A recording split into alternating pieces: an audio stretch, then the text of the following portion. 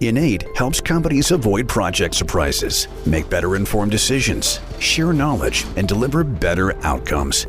Innate, transforming the way the world builds.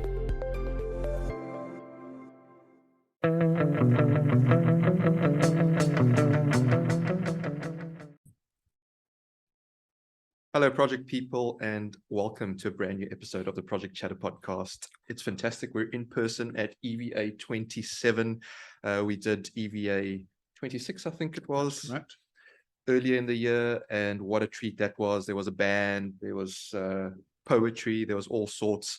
We had one single mic at that stage as well. We've upgraded, we've got a few more microphones. But just to open up, we've got Mr. Marco Frisenda here as my co-host in place of Val. So thanks, Marco, for stepping in. thank you. Those that listen to the podcast know Marco. But we also have Mr. Steve Wake here, just to give us an opening, and Mr. Steve Elliot, who was the first presenter this morning, which was extremely fascinating. Marco and I were nodding frantically in agreement with you, Steve. So we'll get into that a bit as well. But before we go anywhere, Mr. Steve Wake, what are you expecting? The title for this time around is Project Performance in Turbulent Times. What do you have in store? Well, I'm amazed at how far-sighted I was when I thought of the title. It was kind of obvious to me that we were heading for difficult times, choppy times, and if anything, from when I thought of the title, which was sort of back end of the spring, early summer, things have got worse. You know, as people said, you know, cheer up, things could be worse, and they did get worse. There used to be a T-shirt, I think, for that in Carnaby Street. So it was really this sense of impending doom, but I didn't want the community to think that it couldn't act and that it couldn't have its own agency, that it couldn't take responsibility for its own actions. And I got fed up to the back teeth of seeing people sat on their backsides waiting to be told what to do when it was kind of bleeding obvious that it was, and that also we needed to enact a lot of the experience and common sense, which Steve Elliot has alluded to this morning. You know, it's all very well getting you to precise to the nth degree, but that's being overtaken by the technology. And I just felt that we needed to remind the community that we can take responsibility, we can demonstrate that we can make a contribution, and in fact should be shouting it from the rooftops, particularly to Kwasi Kwarteng, as I made in a rather flippant photo thing when he talked about, or he name-checked me for the turbulence earlier this week, because we are in a position where we can start to make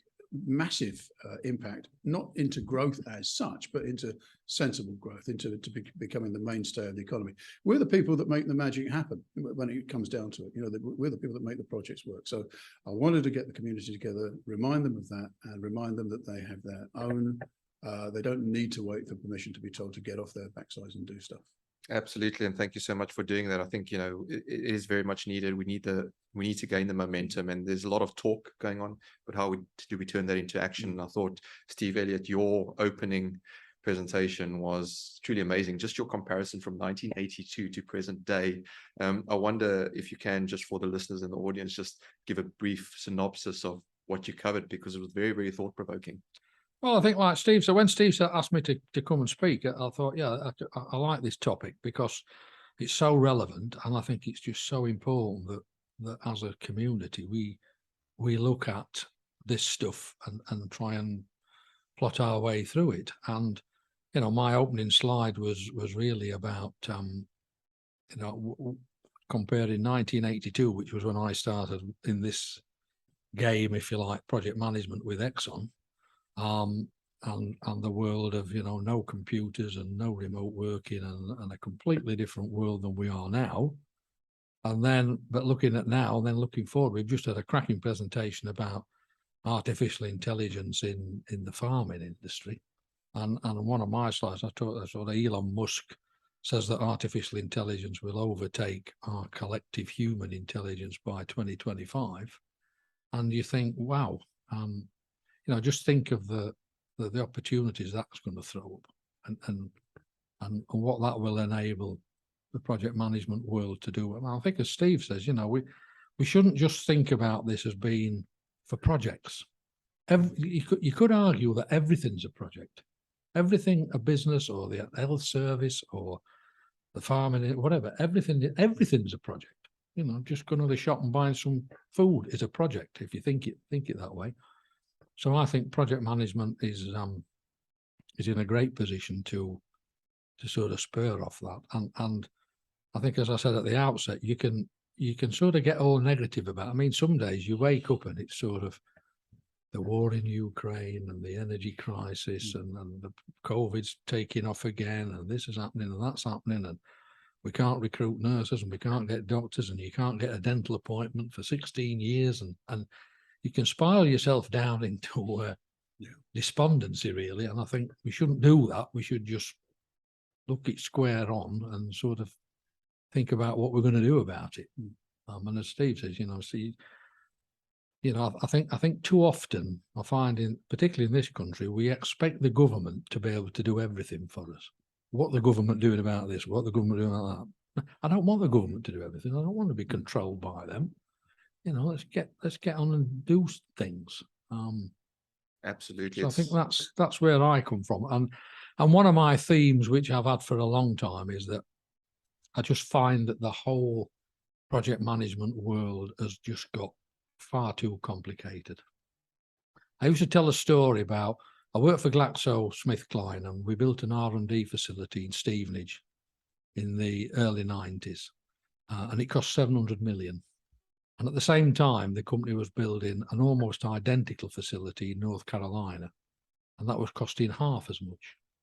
And the chief executive once said to all the project people, he said, given that everybody in the United States earns twice what you do in the UK, from chief executives to guys cleaning floors, why does my facility in the UK cost twice the one in the States? And we could never answer him. But we did sort of develop one theme, which was the construction management outfit on the Stevenage project was 600 strong, and the one in the States was 250. And one of the guys who worked for both, he said, the problem is, he said, when I go to a meeting in the States, I'm expected to go with 10 hats. Whereas when I come to a meeting in the UK, I'm faced with 10 people. And he said, you pay for all them.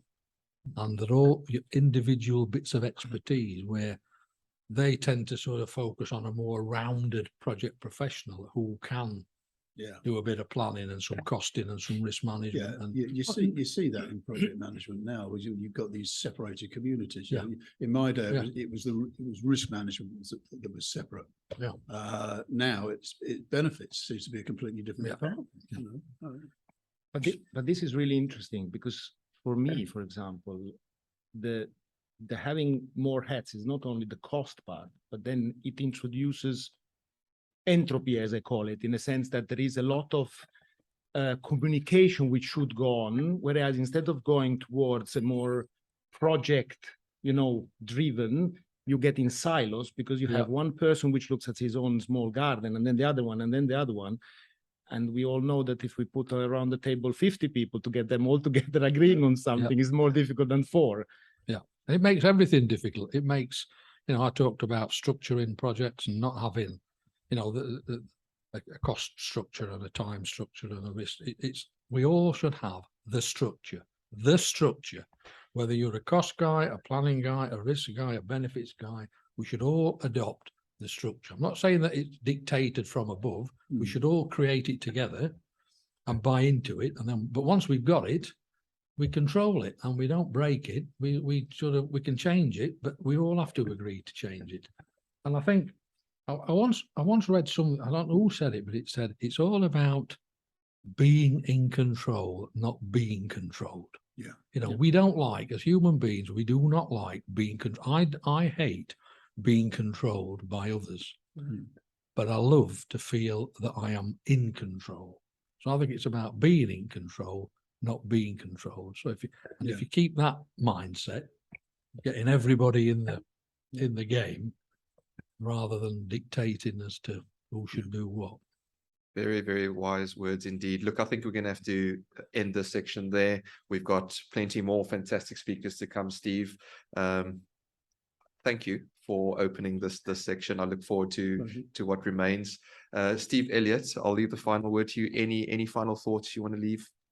Well, I suppose my final slide was my some people think it's silly, but my sat-nav analogy.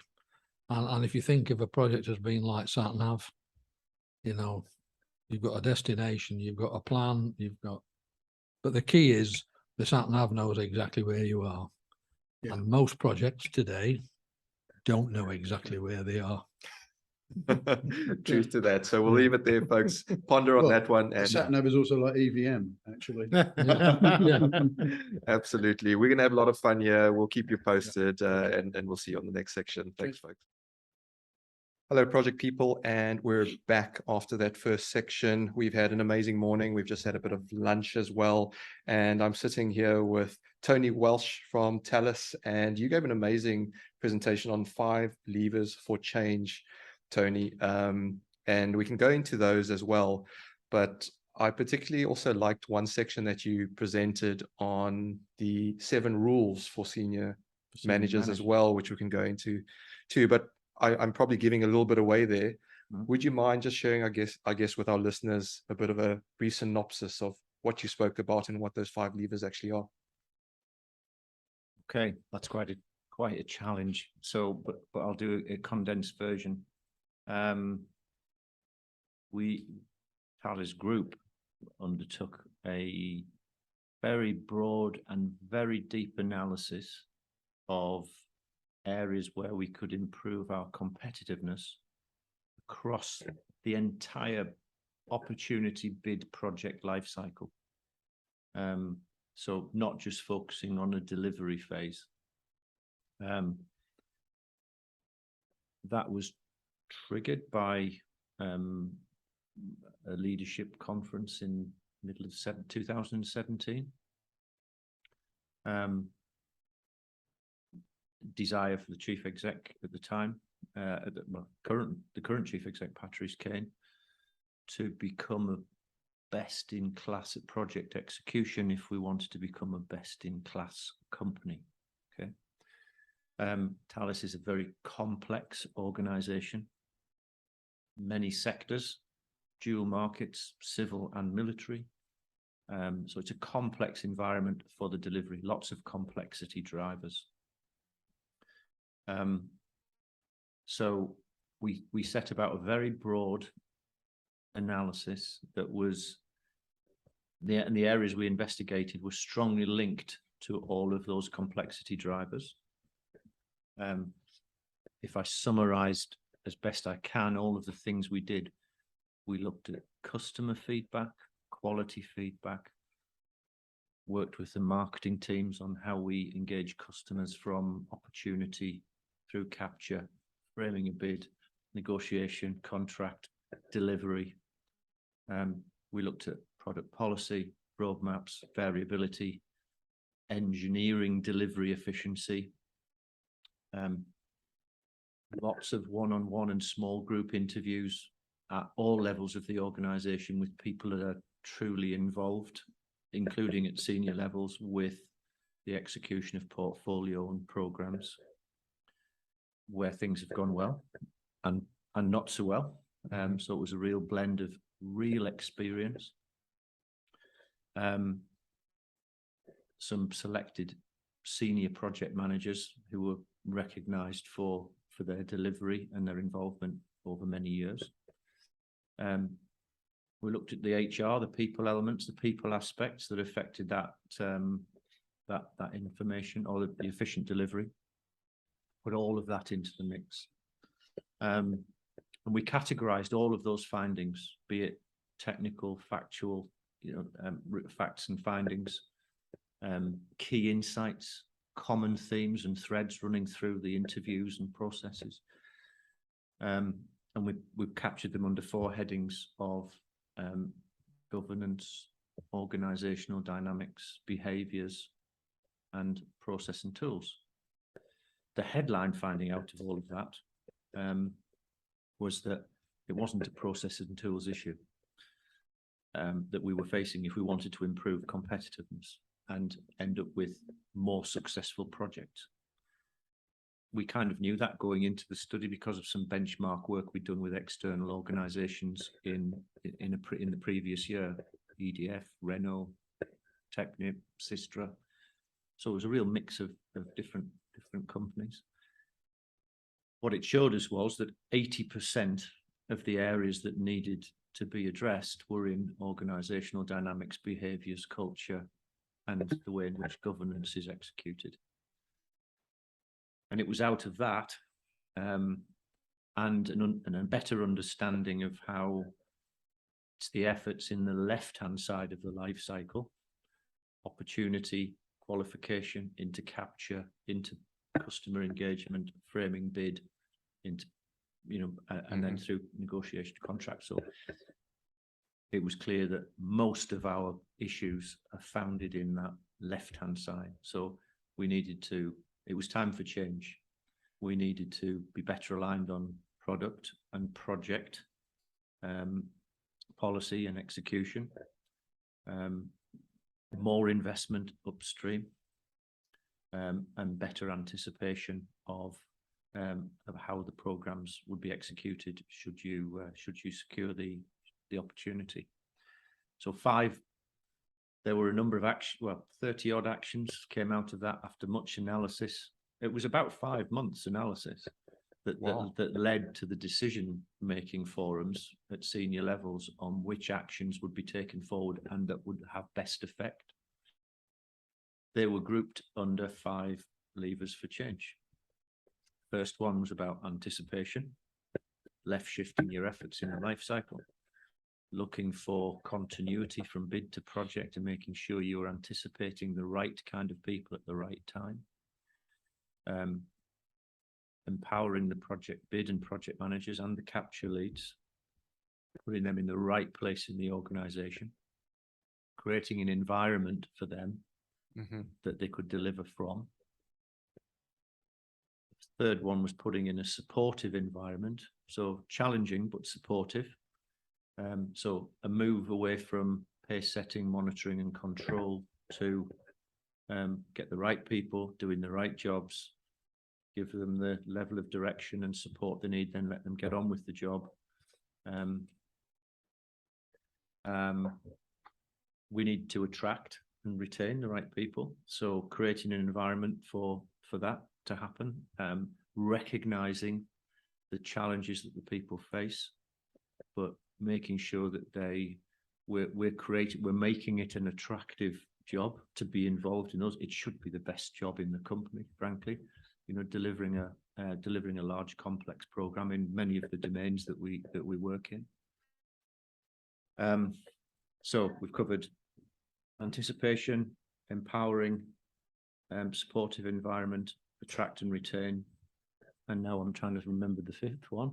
And I'm sitting here on a podcast and my mind's gone blank. What is it? This is live, so this is just yeah. Was it around recognition? It was part of it. Attract and retain.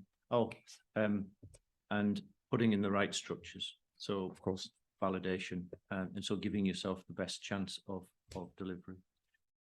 So I have a question, because it's quite interesting that each time that I hear people speaking or also in the project's environment, many times the problems pin down actually to structure and to people, and much less to technical problems. So it seems like from a technical perspective, we know what we are doing, we know quite well what has to happen, but we are always facing problems in that area, which somehow goes under the radar, because obviously everybody's focused on KPIs, which are, how are we doing with money? How are we doing with time?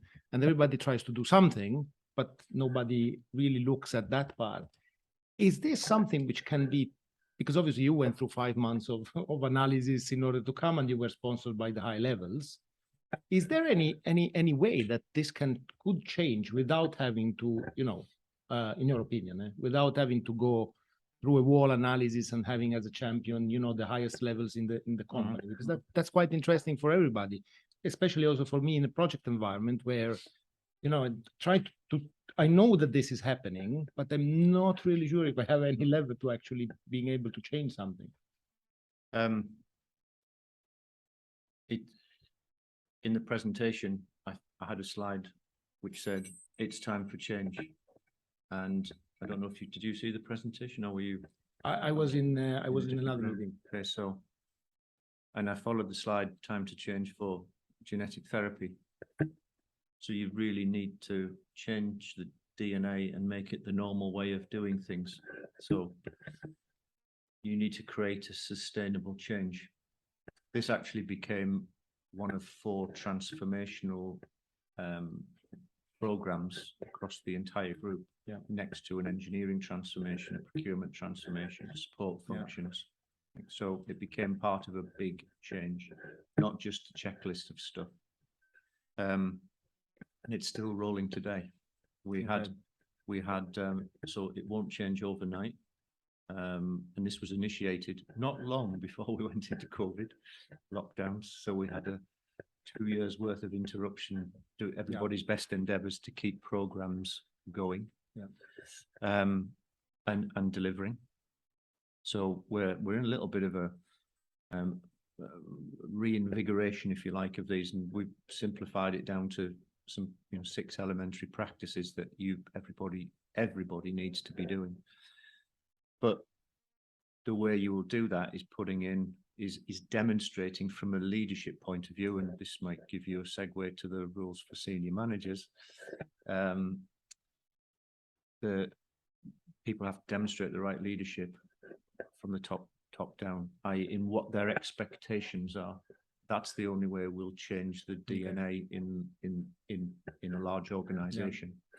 So, and that starts at the left-hand edge of the life cycle, where what senior managers expect to qualify an opportunity, the essentials that must be in place to support a bid decision in the first place, having a technical solution, having the supply solution there. And you don't have to say no that many times because the right ingredients aren't there to the sales guys, or further downstream to the bid managers and what have you, that you start to change the behavior. But it takes that leadership, in my view, to actually do it. Yeah, and you mentioned earlier the 7 rules for senior managers. Do you want me just to run through what they are? Well, you certainly it's can. Part of the answer to that question. Yeah, absolutely. You certainly can. And just if I comment just before you do, I think, you're going to hear Thales's or certainly what Tony presented in terms of the 7 rules for senior managers. But I guess it's also dependent on your organization, what you adopt as the rule set, what aligns to your strategic outcomes and your goals as an organization. So I think it needs to, that context needs to be added as well. It does. But yeah, after you go through them, I'd be really interested to know, you've got a bookmark with it. Were these then published throughout the entire company to hold those senior leaders to account, to make sure that they're doing, and more importantly, how did you measure it beyond that? I'll answer I'll do it in 2 parts. Sure. So the 7 rules for senior managers, you see, I've got it on a bookmark. I'm not sure everybody would have one in their notebook across the 80,000 employees in the company. But this was as we started to launch the whole transformation. Little things like this, people still carry around today. Wow. And I still wave it at people as well when they're not doing things. So the 7 rules for senior management, specific to Thales, because of the environment and that complex matrix we work in. The first rule, in fact, we were actioned to give, chief exec or chief operating officer said, I'd like 10 golden rules for senior managers to follow. So we only came up with 7, but I think less is more. Yeah. And truly it was the 7 that we thought, when we boil all of this down, this is what we want the senior leaders to do. The first one, it's called be an agent of product policy. So it's very easy for to lose sight of what product product policy and product roadmaps, how important they are to what you offer into project delivery. You've got to be careful. You can carry some risk there. You've got to make sure you're not carrying too much risk in terms of variability into a delivery solution. Promote, the second one is promote early funding of that capture activity. You need to put the investment in up front before you get to the bid decision. That will, and there's plenty evidence to suggest that spend up front exponentially increases your chances of winning. When you've made the bid decision, you know it's right. You've got the right technical solution approach, and that doesn't always happen. Just put my glasses on because it's not the best print on this little thing. Early engagement of local country stakeholders. So in the Thales environment, you're often taking product from one country to another, and the owners of that product, the business lines in there, thinking about their own financial performance, could the local team and how you need to use them in the most competitive manner might not be the first thought. It's no good them finding out about the opportunity at the gate one decision when the bid's got to be put in. It needs months, often years of thinking about how best to execute with the local team. So we had to reinforce that. And fostering a true multi-entity working spirit. In a most complex scenario, you'd have different major countries, different sectors, business sectors, all involved in delivering one program with a general project manager sitting over the whole thing. And so that's cultural change, cultural differences, time differences, everything. So they need a charter to work to that helps them bounce in common objectives and incentivization, so that everybody is incentivized to deliver the one program outcome, and that should have primacy over the local economic performance. So that was rule 4. Empower the bid and project managers and capture leads, right people in the right place in the organization, reporting to the right people, so they're properly supported and empowered to drive the program delivery. The 6th one is balancing that supportive. There's obviously overlap with the 5 levers here. Balancing the monitoring and controlling approach, pace setting with the right support. Challenge but support. Challenge the greens, support the reds. I love that. Yeah.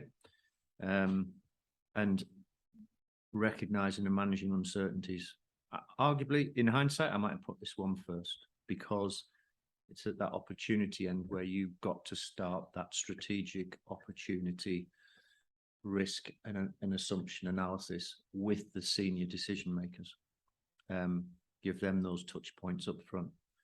As somebody pointed out this morning in an earlier one, and you if you haven't interviewed them, you might will be, is risk management a subset of project management, or is project management a subset of risk management? I think in the ideal world, we're all about managing risk, and that left shifted effort is where it starts. Yeah, I think that was Steve Elliot this morning. Was Steve Elliot, Steve, first speaker. We had Steve on just before you. Yeah.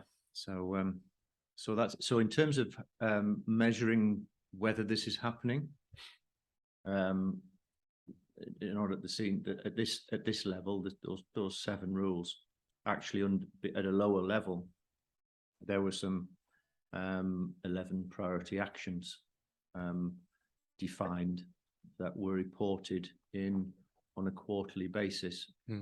Not for every single project, but all of those of strategic significance to our global business units across all the different sectors. And there were simple things that started to indicate the behavior change we were seeking. So if I'll simplify it for effect, if you were carrying a red traffic light on the fact that the bid manager still hadn't been assigned, and we were already past gate 1 and decided to bid, you haven't been thinking about it, have you? would be the question. So why have we not got the bid manager in place for early enough? Baseline validation before we get to gating an offer that's going to go to a client. All of those things. So it wasn't an intent of monitor control.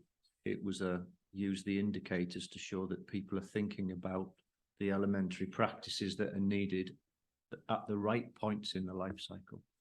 Yeah, it's hugely interesting. And just a couple of comments before I bring Marco back in there. Behaviors and cultures, it's a huge topic, and it's really, really difficult, especially with, as you say, the nature, size, and complexity of a Thales. Yeah. Just in, I guess, a microscopic view versus your view of Thales, when myself and Val were there, we did an insights exercise, personality exercise with our PMO team. Yeah. And what we actually did with that is we put it on a card with the org chart. Yeah. And said, these are the colors of these individuals. Interesting. Yeah. And on the back, it showed you, this is what they did on a happy day. This is how they react on a bad day. Yeah. And so you could see and interact with them in the right way. Yeah. And I've had this discussion with a few different people around, does culture drive behaviors or does behavior drive culture? And it's an interesting one. And maybe it's a chicken egg scenario. Marco, I see you thinking about it there. Do you want to jump in? Yes, because more and more, this is what everything is linked to. You can have super duper processes, you can have, the best tools and everything, but it always boils down to the behavior. And I think even, I don't know when it came out, there was the 7S methodology from McKinsey, which was alignment of the 7S, where one part of the organizational alignment was actually people. And each time that we were trying, to put it on a paper, the 7S, when it was coming to people, that was really difficult, because we did 365, the classical assessment. But I'm still not 100% sure how you can really arrive to the point where you can make a change which then lasts. So normally the change comes from a person, which normally sits high as a sponsor, and kind of with his personality and with his drive changes a little bit the personality. But I've also seen companies that when this person changed, that another one came in, it reverts quite easily very easily to the previous one. It's actually faster to revert back to what it was than actually change in the first place. Yeah. So I think it's a key thing. And in my view, from personal experience, it's not that many weeks ago that Steve had me join one of his conversation groups on a Thursday evening, and he asked me to speak on that very topic. If you look back over my 26 years of project delivery stuff, or project controls and program management, since I left the military, I've been involved in 5 big and large and difficult program recoveries. And we were talking about the leadership and how important the operational leadership is. Yeah. For me, that's what changes the culture and behaviors. It's because of the environment you create for the people to operate in, and behaviors and cultures are so inextricably linked, and that describes the way we do things around here. And you can create 2 environments, one of survival or one of growth, delivery. How do we do this? So some people might call good operational leadership facilitated leadership, and you adapt your leadership style to different scenarios, but it's definitely not about creating an environment where people revert to survival instinct, because as soon as you do that, you will not get efficient delivery from the team. You might get it in the end, but you will not create that environment of we're going to do this, we're going to do it together. Like one of the speakers said this morning, Simon Taylor, the second one, with his work with Irish Water. Every one of those people in the team, they all wanted to achieve that end goal. And in those 5 programs, whether I've been a key part of it or leading, most of them, 3 of them I've led. That's been the key, and in some cases been a horrible environment around us, that we're delivering to, but you're going to do it despite it. We're going to, you're going to show people it's going to be done. Yeah, you've mentioned quite a lot there, Tony. I'd love to get you back for a long form podcast, because the things that pop into my mind is, motivation, inspiration. What do those mean? And how do we, as leaders, how do we actively go and demonstrate and ensure that that is, what is the driver? So, and not just the paycheck at the end of the day. Yeah, exactly. So look, I thank you very much for spending time with us. I don't want to hold you up too much longer. I know there's a whole conference to get to. But before we let you go, any final thoughts you want to leave the listeners with? I think, listening, when I look at the agenda, what we've heard already this morning, and what we've still got to go. And I think it's in keeping with your lines of question in this little session. And as I started my presentation this morning, I said, I'm not going to talk to you about project controls and then value. 20 years ago, I'd have been at EVA3 was my first one. As I was just reminding Steve in the toilet at lunchtime in Church House in Westminster. So I've been to a number of these over the years. And I guess with all of that experience, and the topic I chose to talk about was more people orientated. Even 20 years ago, I would have described your project control system. It's processes, it's tools, and it's people. And I guess I've learned in the intervening 20 odd years that, and the analysis I've just taken you through, is 80% of success is based on those people related factors. And I would just encourage the project leaders that are listening to this, and it's about your behaviors, and your leadership style gives you a super advantage if you get that right. Fantastic way to end this section. Tony Welch, thank you so much for your time. We look forward to spending more time with you, hopefully. Excellent. In the future. No, I'd like to do that. Thank you. Hello, project people, and we're back at the end of day one. We've substituted in Marco Frisenda with Joe Lucas as my co-host, and we've got Steve Wake to give your synopsis at the end of day one, and we've got also Mark Wild to give us a bit about what you spoke about today and some of the lessons learned out of Crossrail, which is quite interesting within itself. But before we go to you, Mark, let's go to you, Steve, because we want to get your views on how day one went, and we'll let you go after that, because I know you've got plenty of schmoozing to do with all the attendees. So how did it go? I think it went very well, and I think I can say, is it on? It's on now. I think that went very well, and I think I can say unequivocally, for Mark's benefit, that we are now 50% complete after day one. And we kicked off with Steve Elliot, and Steve has got massive experience on major projects and programs, and again, he's somebody that I've known for many years, and I think he came and presented at this conference several years ago. Remember, this is the 27th year of this, so number 27, and he effectively set the tone for the day, and we could have stopped just there and discussed for the rest of the day, but I'm delighted to say that virtually every other presentation integrated. There were touch points between everything for this very carefully crafted sort of overview, and those that know me know that I've got preoccupation as really from a sort of overview systemic approach rather than just zeroing in on tools and techniques, and that was all very, very validated by Mark's very open presentation at the end of the day.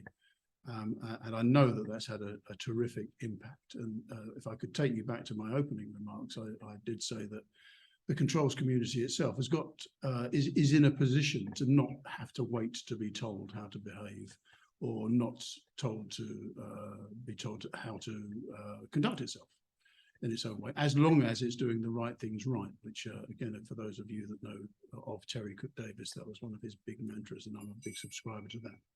I'm also very interested that we adhere strongly to the truth, transparency, responsible project management. I'm deeply interested in how we convert what we do into circular economies and sustainability, which I'll give an advert for my forthcoming 2001 project control specification standard, which has got clauses on sustainable project practice. And yes, I do believe that the controls community should take responsibility for that when it's doing a cockpit check about how it gets its projects up and running. Similarly, there is very much stuff involved with having permission to be there from cradle to grave, from business case right the way through to final and ultimate delivery of beneficial purpose, which will help the audit officer along. So I'm all about trying to make what we do better and nudge it and influence it. And I've been doing it for many, many years, which is why I don't think I've been thrown off by my peers who appear to trust me enough to come along to participate in an event of this magnitude. So I'm very happy. You know, we're on course and target with the cunning plan still, which is to make things better for everybody and for the entire citizenry. I just incidentally got into EVM, value management, as its specialist, and had a couple of goes with Michael Portillo in 1996 and pitched it at him, which is how it got into the MOD, seeking permission. And as defence minister at the point, he got me all the doors open to go and start to have those conversations.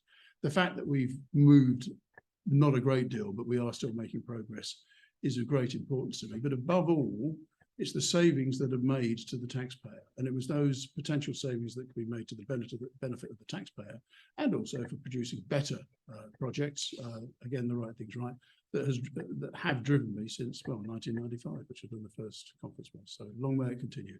Well, at least for another 5 years. Right, well, on that note, we will let you go, but we salute you. Thank you. Thank you for persevering with all of this. It's been a fantastic day. Yeah, it's worth it. It's worth it. It's worth getting up for. Absolutely. We'll let you crack on, Steve. Thanks very much for your synopsis. But yeah. And thank you, Mark. That was spot on. So yeah, moving across to yourself, Mark. I'll say I was absolutely captivated by every single point you made on Crossrail, the lessons learned. As Steve mentioned, you know, how candid you were in your assessments. And we spoke a little bit about earlier how, you know, you make yourself vulnerable today. And I particularly liked, you know, your offering of what good CEOs should provide. But let's start, we always like to start with a bit of a baseline. We're controls folk. For those that don't know, what is Crossrail, first and foremost? Oh, well, thanks for inviting me on here. It's an honour, privilege. Crossrail is an east-west railway underneath London. First planned, 1840, first time Crossrail was thought about. But, you know, in latter years, it's taken 23 years to build. And what Crossrail is, it's a high-capacity suburban railway, 21 kilometres of twin tunnels underneath London, east to west, connecting the historic Great Western Railway that goes all the way out to Heathrow and the west of England to the Great Eastern. So Crossrail is kind of the bridge that finally makes east-west travel in London easy, frictionless, speedily. It's not a tube line, it's a full-size railway 30 metres underneath London. So years and decades and maybe even centuries in the planning, yeah. Wow, amazing. Thanks for that. I think you did a really fantastic job of summarizing something really big and complex. And for those that want to know more, please go and Google it. There's plenty of information on Crossrail out there, now known as the Elizabeth Line. I'm sure you'll chat a little bit more about that, Mark, and the opening by our late Majesty the Queen. But the fascinating story, actually, we did have Richard Polchinski a couple of episodes back talking from a controls perspective. And you spoke a lot today around the political, I guess, challenges around Crossrail. But can you give us, in your own view, as I guess the CEO, what were those challenges? And you know, I know I'm getting you to try and revisit some of what you presented in a very short space of time, but I feel it's important that we share those lessons learned to the audience. Yeah, so I think the thing to think about with Crossrail that became the Elizabeth Line is it's a totemic, iconic project for this country. It really matters in infrastructure. It adds 10% immediately to London's transport rail network capacity-wise, brings 1.5 million people extra into a commutable distance of London, is fully accessible, you know, over 100 kilometers of railway that becomes fully accessible in a country that really hasn't been great with accessibility in our railway. So the project matters greatly. At the time of its peak, it was the biggest program in Europe and the fourth biggest in the world.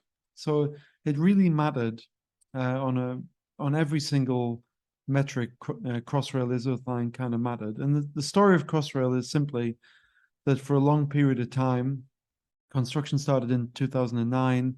For a long period of time, it was a great program. It was known globally. I was in Australia for many years, and we'd looked to Crossrail to be the greatest example of mega program delivery.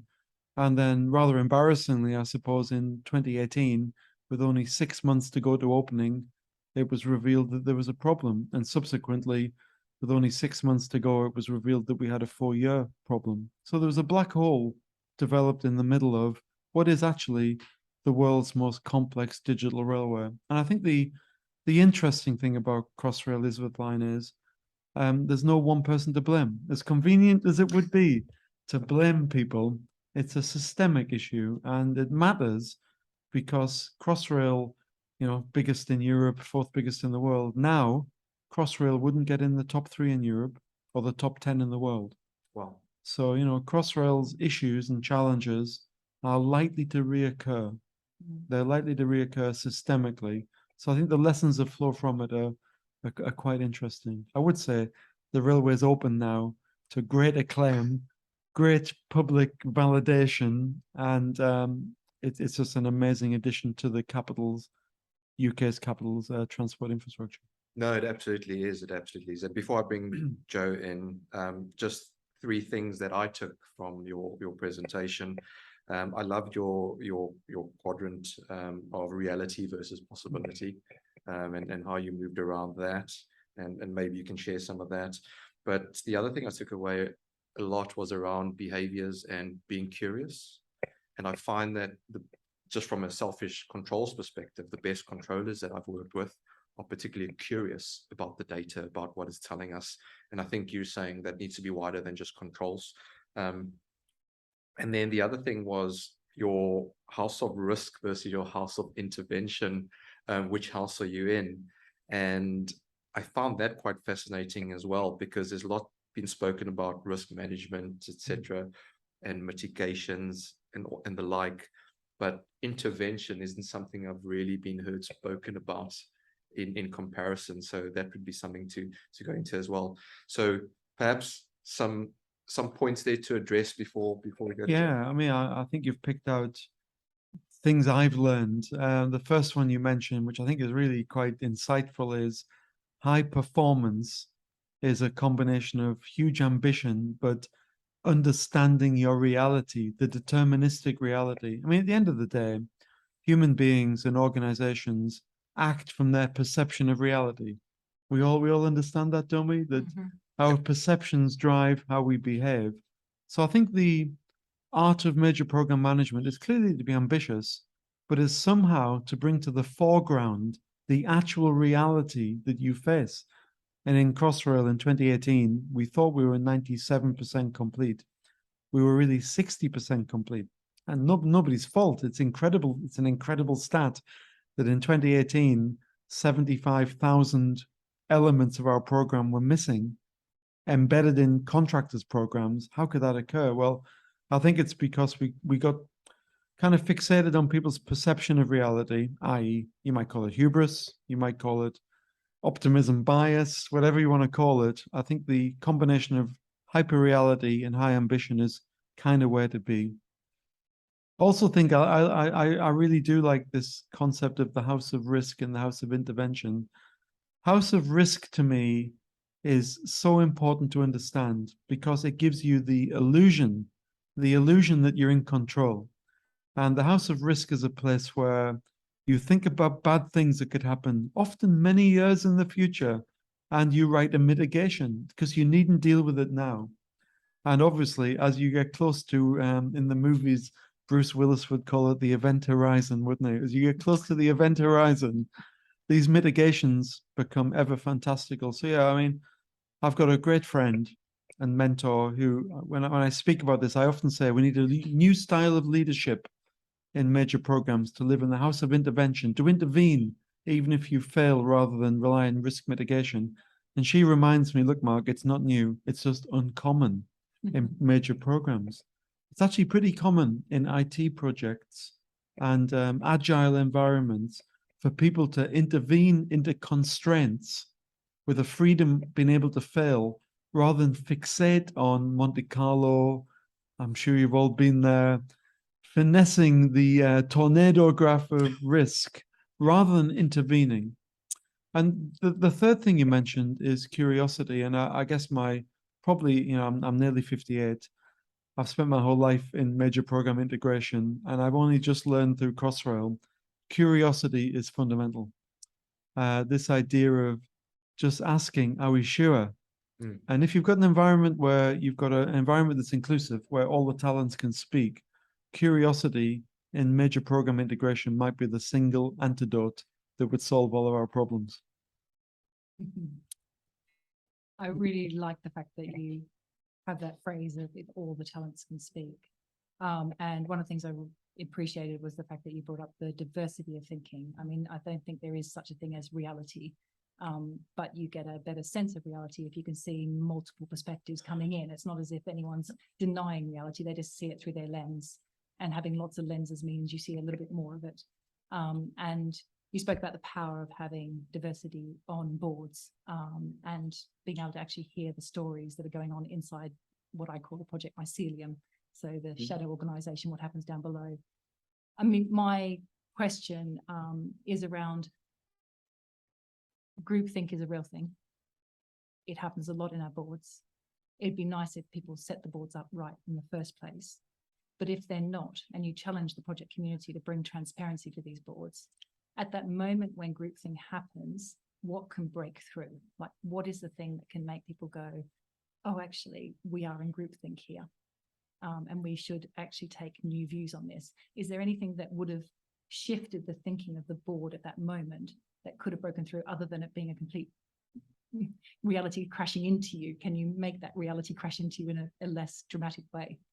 You've asked me this question before, and it might be the only question I've never been asked. I've done 157 Crossrail lessons learned, and nobody's ever asked me this. And I think it's a brilliant question. I think firstly, you've got to accept that the authorizing environment has to be created to be accepting of this, because no matter what you do, it's possible for management override to exist, no matter what you do. So I think you've got to start by saying, the chairs, boards, CEOs have to create the environment. Otherwise, you're always going to face an uphill battle. But let's imagine you do have like a normal environment with normal human beings who are a bit curious. I think two things I would say. Firstly, project controls often report to the wrong people. I don't think project controls should report to program directors. I think I've learned in Crossrail, the lack of independence is something you would never tolerate in, say, software development for system integration of a Silpho system. You would never tolerate having the proponent having the assurer together. So I think how the position of project controls in the organizational hierarchy, I think if I did a major program again, the project controls will report to the CEO.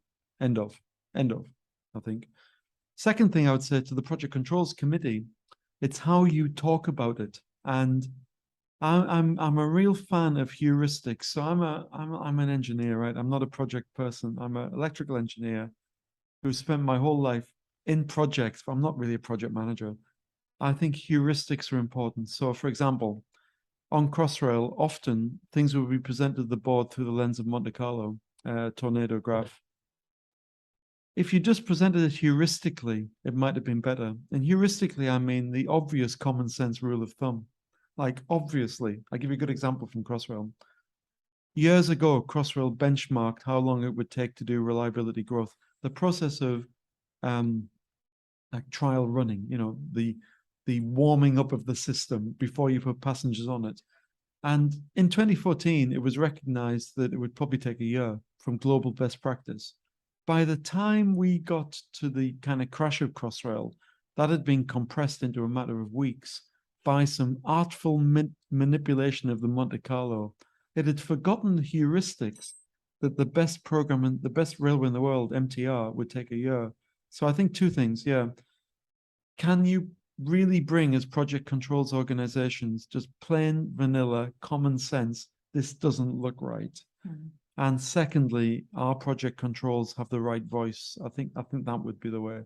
I think the first one's important though. The use of Monte Carlo, unfortunately, is very important, but can homogenize and create optimism bias. My great mentor and chair on Crossrail, Tony Meggs, has a great phrase about Monte Carlo that it's one perspective mark, but not the only one. Mm. Not the only one. So I don't know if that answers you a bit better than I've done before. No, I really appreciate that link of, especially the idea of project controls reporting to the CEO, because that accidental massaging, which is just a human nature. It's not that people are deliberately saying information incorrectly. It's just that their jobs are on the line and they're optimistic. Like, you want your project managers to think that they can deliver anything, but you need somebody to be doing that assurance role, which is just a moment, just a seckie. And it's very hardy to have, to be saying to the person who really wants to deliver it, who's your boss, who controls your career. I would say though, even if you did that and you had a CEO who was prepared to management override, you'd have a problem. So I think you've got to, I think it all does start with what Mark Moore of the Kennedy School, if people are interested in public value and authorizing environment, I'd point you to Mark Moore of the Kennedy School at Harvard, who talks about public value and the power of the authorizing environment. So I think if the board, the CEO don't create the conditions, you're always going to have a problem. I really think that's the truth, you know. Some really searching questions there, and I think you got a couple during your presentation as well. But you did remarkably well from my perspective to answer them, and specifically because you are so candid. You know, it's that transparency that you spoke about. Just two more before we end, because dinner is awaiting, and we've been summoned by Mr. Wake. You spoke about two things which I think are becoming more and more acceptable, but perhaps in the past wasn't: ranges of outcomes. So cost and schedule ranges. So we can have target dates, we can have target costs, but potentially the range of where we may end up, and both on time and cost is not feasible to do upfront on an 8-year program, you know. And then the other thing that Steve mentioned before he left, I just wonder, has any work or study been done on the socioeconomic benefits of Crossrail beyond just the passenger count? So the amount of new businesses that may open, but also potentially the impact of creating new communities, perhaps the carbon footprint and that type of thing. Can I start with the last question? Of course. So I often, 157 Crossrail lessons learned, and you end up in quite a negative mind frame because you're talking about things that went wrong for other people to learn from. But at the end of the day, this is a sensational program. I mean, it's, I would think, I'm biased, but I think it's the world's leading railway. And if you look back in time, Crossrail is the first major program to use agglomerated, wider societal benefits to substantiate its cost, its build cost. And Crossrail has £42 billion. For a £20 billion investment, we've got a £42 billion wider societal benefit. Wow.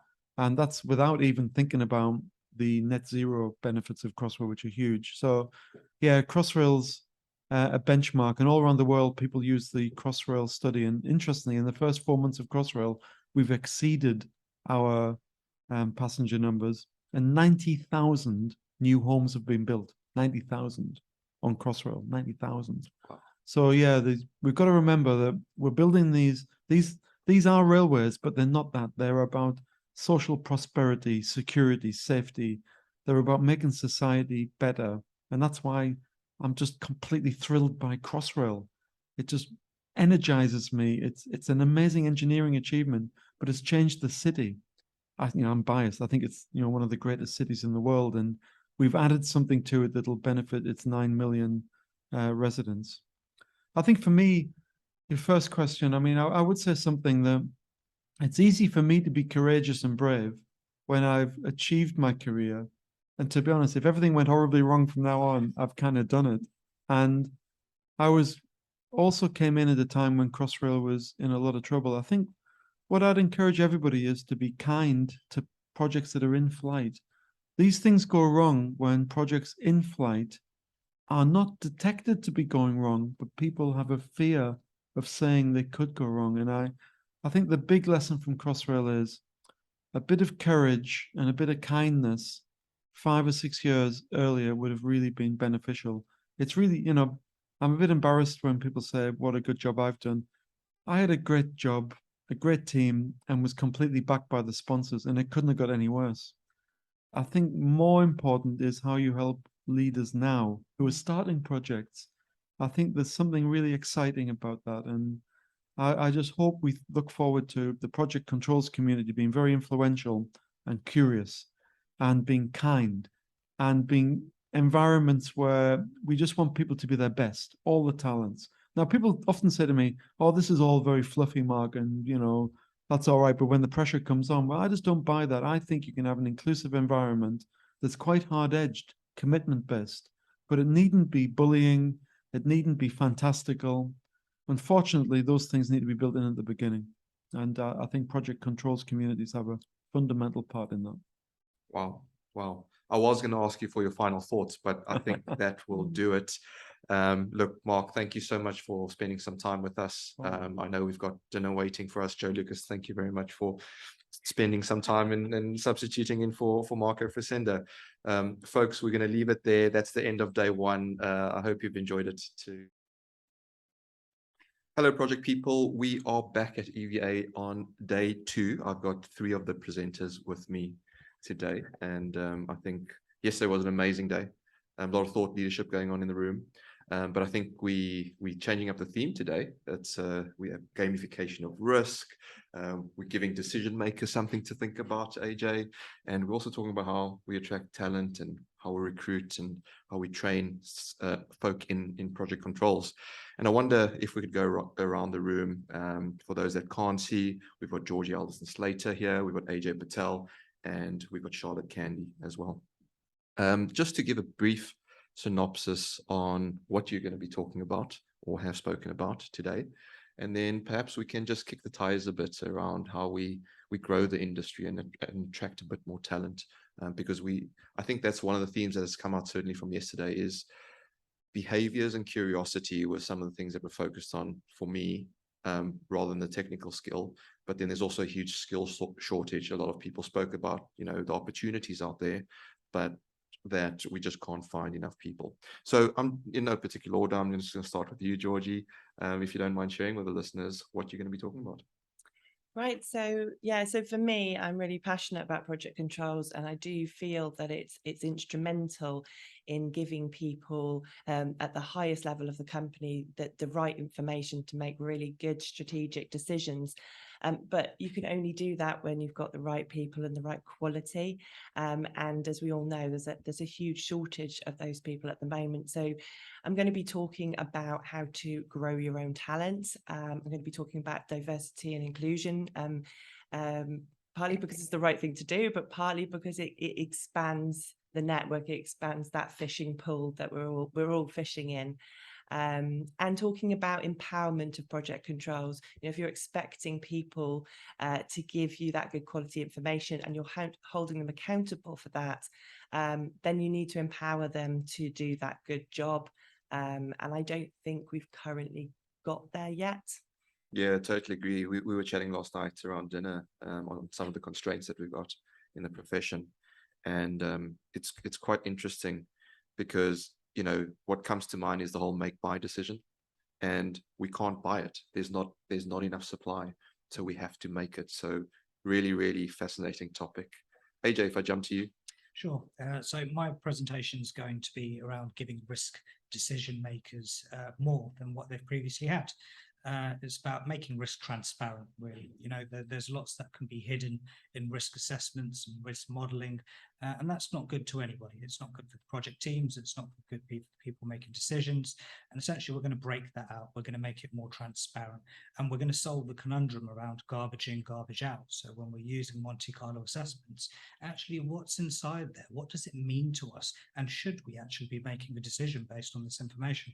Yeah, absolutely.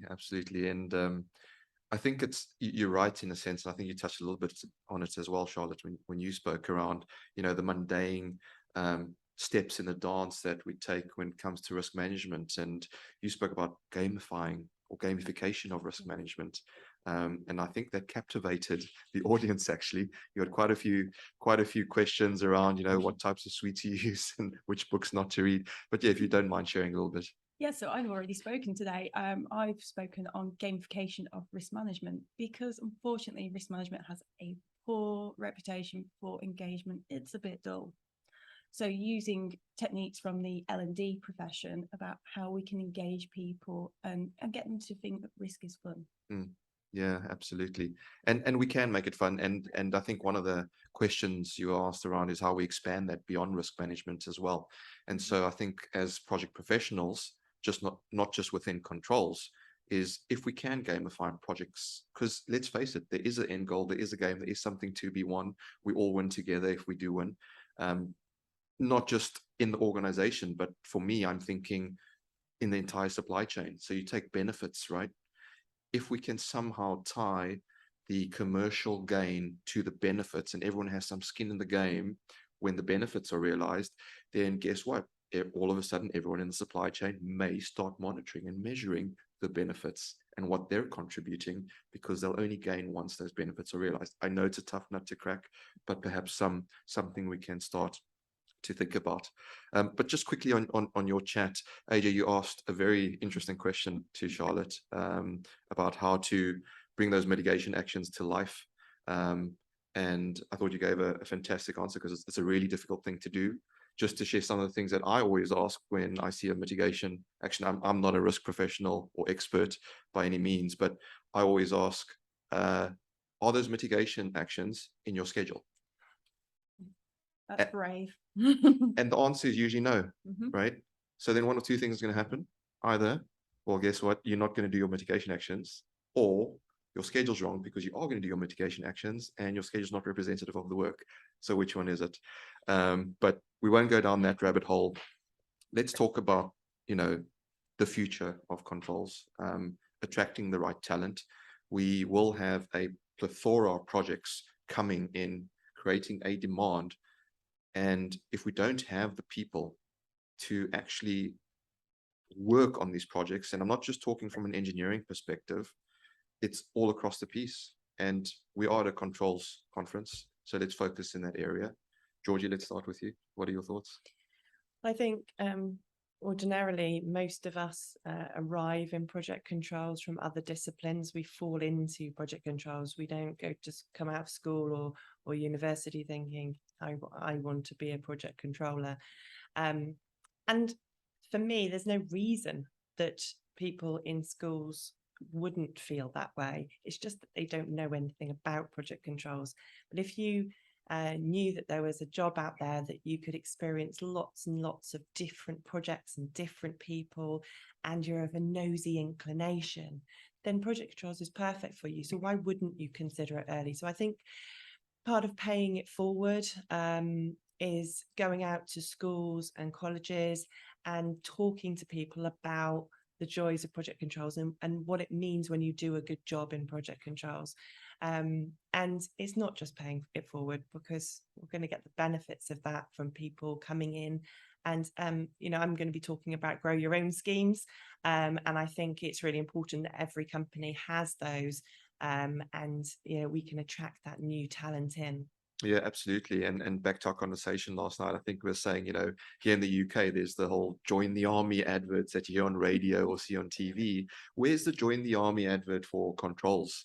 And maybe, Ajay, maybe you perfectly placed at TfL, because I know TfL do amazing advertising. Perhaps there's something, you can do, or we can all work together to get a campaign out, not just for risk professionals, but controls as a whole, to say this is what it's about. It's not just this looking at a computer screen, looking at data. There's so much more to it than that. What are your thoughts? Absolutely. So TfL do have apprenticeship schemes, graduate schemes, and you're right, there's big campaigns in trying to attract people into these positions. But I think it's worth saying that actually project controllers can come from any background. They can come from any sort of, they don't need specific qualifications to start off with. There's an element of getting people through the door, but then retaining them as well. I think we're perfectly set up in some of our larger organizations to give that different feel of different types of projects. It doesn't have to just be rail. We can offer tech projects, we can offer road projects, tunnels, bridges, whatever interests people. And whilst I'm in risk, completely appreciate, and I speak to my counterparts in controls and in planning as well, actually you can move from these different areas. Once you're into a particular role, it doesn't mean you're stuck into it. And actually it gives you a better chance to almost move sideways and upwards as well. So it's a great place to start, and it's about retention as well, and giving people the chance to experience new and different and challenging and rewarding things as well. Absolutely. Charlotte? I think we're guilty of creating an exclusive club. Project controls is seen as exclusive. I've had transferable skills I've worked in commercial, risk and legal. I didn't realize I was in project controls for years. And we found at AECOM, we've had people come along and say, what do project controls do? And I didn't think I could join your team because I don't have X, Y, and Z qualification. And we said, well, none of us did when we accidentally ended up in controls. And we found that people outside of our little group actually have great skills. They have better analytic skills because they've been doing cost analysis for an assessment. They do something completely different to us, but it enhances our skills. And we said, oh, well, would you like a go? And what they've realized is, like Ajay's just said, you can transfer left and right, up and down. So it's really quite interesting. We are fortunate that we can just say, look at a project, look at something you can see outside. Do you want to work on it? Yeah. Well, there's probably project controls on there, but people don't see that side. I think engineering did a great campaign a couple of years ago to explain that engineering isn't a dirty construction role. There is some cleaner roles of it.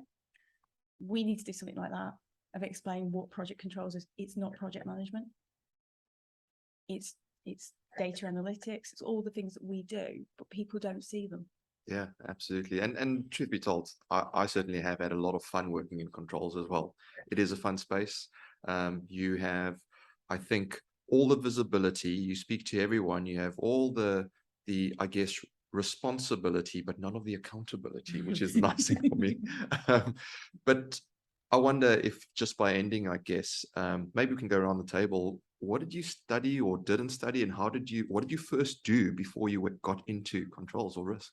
I trained to be a solicitor. Oh, wow. Yeah. And then we had a recession, and I've been made redundant 3 times. Recession, redundancy is not the end of your career. It's the opportunity to reinvent yourself. Wow. Wow. AJ? My degree was in multimedia technology, but I realized at the end of it, I didn't like IT or multimedia technology, but I was doing sales throughout it. And I think actually that stuck with me all the way through to now. Whilst we're in these roles, actually sales is an amazing thing to have in everyday sort of working life. Yeah. Yeah, amazing. Georgie, how about you? I started off in high street banking and sales role. So yeah, very different. And yeah, from a humanities background as well. So not even, science or anything like that. So yeah. Interesting. Yeah, all interesting backgrounds. And if Val was on the podcast, I always tell him I think he's the best salesman I've ever heard, and he's never done sales. So maybe there's something to sales and controls being part of it. But I certainly think there's an element of the communication, the drive, the curiosity, that want to improve things, that entrepreneurial mindset, that I think the best controls professionals actually have and possess. Those that call themselves controls, and I might be a bit controversial here, but sit behind a computer screen and just purely push buttons and look at data, do yourself a favor. Ask yourself, what is that data actually telling you, and what are you contributing to the delivery of that project? If what you're doing is not adding value to the end delivery of that project, then assess what you're doing. But if it excites you that you can have a real impact on the direction of a project, then perhaps controls is the space for you. I know this podcast is aimed at project professionals. My hope is that those beyond the project profession also listen to this. I think it's a great advertisement having the three of you here. So thank you for spending a bit of your time and sharing what you're going to be talking about. I know you're all accessible, so please go ahead and find Ajay, Georgie, and Charlotte on LinkedIn and reach out to them. Just before we end, final thoughts, Charlotte? Stay curious. Stay curious, Ajay? Look out for things that interest you. Yeah, project controls is a great place because you can learn so many different things in so many different environments. Fantastic. Folks, thank you once again. Enjoy the rest of day 2. So folks, we're back with Mr. Steve Wake, day 2. It's been an amazing 2 days, I guess, of thought leadership and opinion and growing, what the art of the possible is by all of the presenters. How's it gone for you, Mr. Wake? Well, dare I say smugly, as planned. I was asked to put together, and I aimed to put together, a very serious, connected heavyweight program. I don't schedule adverts, really. I like ideas. I've always said that EV events are an expression of what I'm being exposed to, my current level of thinking. It's often it's definitely almost always the people that I know, that I work with, live amongst, talk to, my peers, and that's what EVA always aims to be: peer-to-peer conversation. And I have to say, particularly with last night's Mark Wilde concluding presentation, you only see that if you're in the room, and you should have been there. And it's it's going to be like people who went to see Bob Marley at Hammersmith in '77. More, about 1 million people went to see that, and they talk about it afterwards. So it still is best to be in the room. When you have a speaker like Mark, who is speaking unguardedly, candidly, transparently, honestly, with integrity, then I don't think it could be a better example for the rest of the audience. And I think that everybody in the room took what he had to say on board and appreciated his honesty. Absolutely. And so much of what he said chimed with the rest of the programme on day 1 and continues to chime this morning. I mean, I appreciate very much Andrew Aiken stepping in at the last minute to give what proved to be actually a massively good starting point, in the same way that Steve Elliot did yesterday, for the problems that face us and the challenges that face us. And as we go through each, Andrew pointed it out, I pointed it out, everything is interconnected and we have to fix. So we've got to imagine a whole load of spinning plates. We need to fix all of those things, as well as attend to the methods of project management. I can't think of any other conference that does that, quite frankly. And that's probably one of the reasons why I continue to do it. No, absolutely. Your conference is absolutely unique. As you say, and I'll say this firsthand, from the first one I attended earlier this year, there is no sales pitch from anyone here. It's all about how do we improve what we do by delivering projects. I just wonder, before we let you go, and I know we've got to let you go, what are the key 2 or 3 themes that have come out of the past couple of days for you? I like the idea of, you don't have to be ultra perfect and down to the last 30th decimal place to conduct and make decisions. You need approximative. I think we do have to steer away from this culture of everything has to be in place, even if it's 20 years has to be in place. The one date, target date, again, was a classic from Crossrail. We have to be far more relaxed about decision making and not use incompleteness as an excuse not to take decisions. I also think it's glaringly apparent that we need to be absolutely clear about what the purpose and what the outcome, beneficial, ethical, is of the work that we're undertaking. And we also need to be clear, I restated, that the project community, the controls community in particular, can and must participate in those discussions, those meetings, those decisions. It ought to, it should do, it must do. And that's why I stick around. I'm doing my best to make sure that we have tools through standards and people who can, take up this kind of thinking. able and willing and with the courage to do that. Because I'm not saying that it doesn't take courage to turn around and say to somebody you're wrong or is this the right thing, but that's what we've got to have. And there are more and more people who realise that, and they can step into the space. You know, quite often you're stepping into a vacuum and you just don't realise it. No, totally. You can do. Totally agree. Like I say, thank you once again. We'll do a quick plug for your next one, folks. EVA28 is building the data bridge from inception to completion, and that's next year in May, the 11th. And that's not going to be driven by data. It's just what are we doing? What are the processes we're stepping through? And are we in position to be able to report upon it, analyze it, and assess it? That's what I'm really getting at there. And if you haven't been to an EVA conference, please do come along, even if you are new to the industry, if nothing else, but to see the amazing location that is the Armourers Hall. Yeah. Steve Wake, thank you once again for a fantastic conference. We look forward to the next one. Pleasure. See you again.